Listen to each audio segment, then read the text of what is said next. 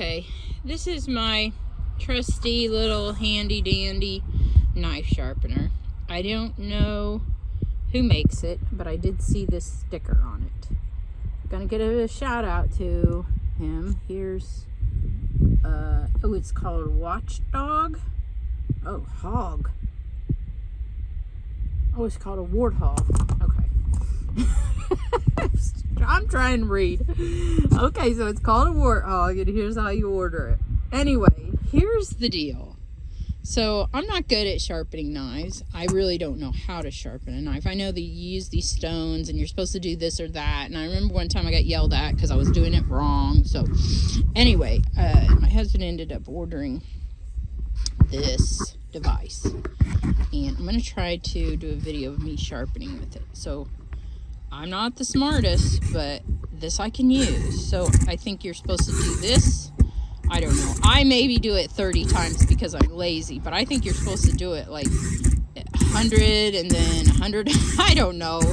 Anyway, it's just super easy for me to use. It seems to work, even though I know I'm doing it wrong. But ladies who are out there who also have not taken knife sharpening 101, I watched my husband do this. He just puts the knife in, a downward motion, and back out, and it seems to work for me. So I'm gonna give a shout out to the Warthog guy, because he's made it super easy for me who does not want to take knife sharpening 101. Today I'll take you over here where I'm at. Okay, so this here is a roadkill, and every morning when we come to the church to do chores for all of our investigating we've been doing, we learned that we could pick up the roadkill if it was alongside the road,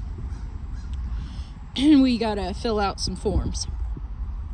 So I've been helping the dogs out with some fresh meat. I make jerky for myself, and we'll eat it too.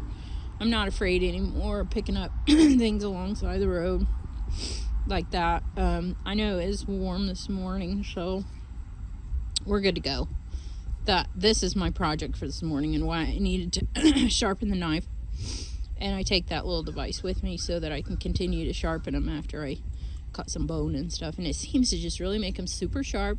It's lightweight to carry around, and it's good for a dummy like me. That's all I gotta say. I just watched somebody pulling the knife through there, and I did that, and I didn't get yelled at. So, woohoo! Win for me. Now I can go about my business and get this deer processed. I'm going to cut her up into quarters. It's starting to get warm out, so she'll rot pretty quickly if I don't. And if I just throw the whole thing to the dogs, a lot of it's just going to get, rotten super fast. So what I've been doing now, quarter them up, and I'll put the quarters in the freezer. And then as the dogs finish the carcass, I'll give them a quarter. They're going through about a quarter a week. They each get a quarter.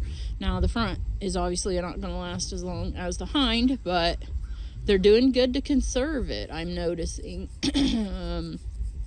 Since they've been on it a while, they take their time, and I don't know if, they eat too much. If the gut gets a little too acidic, it backs them off and forces them not to be able to eat too much.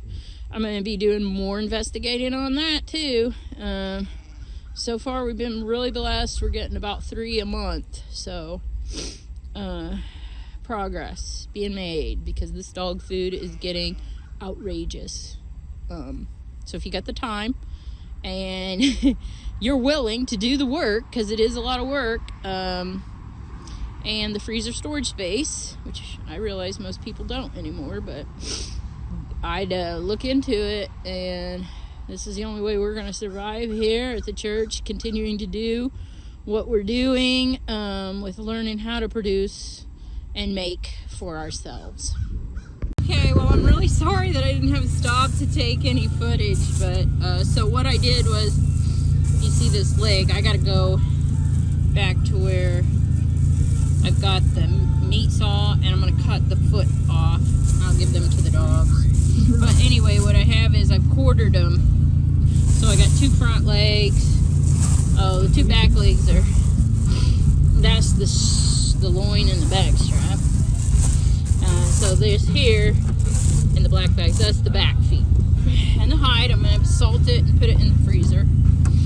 And so this is what I did with the whole young lady. She was hit by a car. She would have been wasted had I not stopped and picked her up. And then the dogs get their fresh protein, bump up their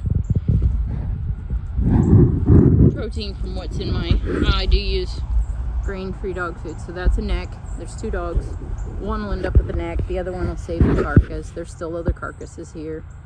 They don't quite like them super fresh. They like them to kind of sit around for a while, and then they seem to like it better. So she ended up with the old carcass because the old dog here, who's dominant, oh, she's upset now that she gave up her old carcass for the new one. So this one's sad. She's given up her old carcass. She's gonna guard this new one now, so she's gotta let it rot for a while before she'll really like it. Oh, what a day. Okay, that didn't take long. Now I'm off to stick them in the freezer so they'll have meat for the rest of the month. If I give them 1 quarter, well, actually 2 weeks probably for these two, but we'll give the dog over at the Partridge. Is that how you say that? Partridge? Over there at base camp, I guess. Maybe this is base camp. This is the fort.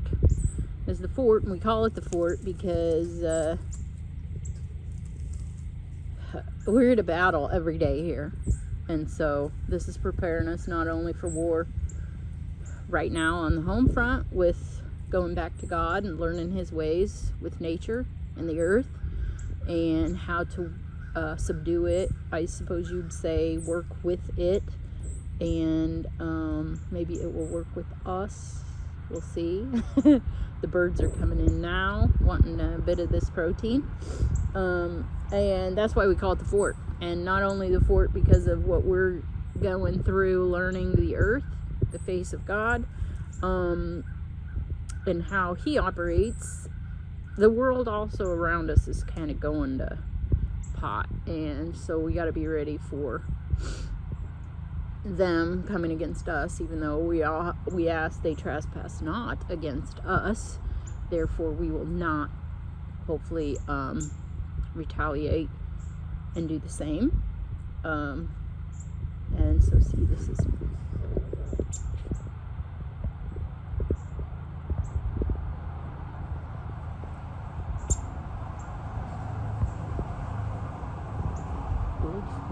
old carcass there, and you see how the birds like to come and they'll eat the fat off, and they're probably working some of the protein too. So it's not just for the dogs, you know, the wildlife enjoy taking the wildlife back to the earth as well.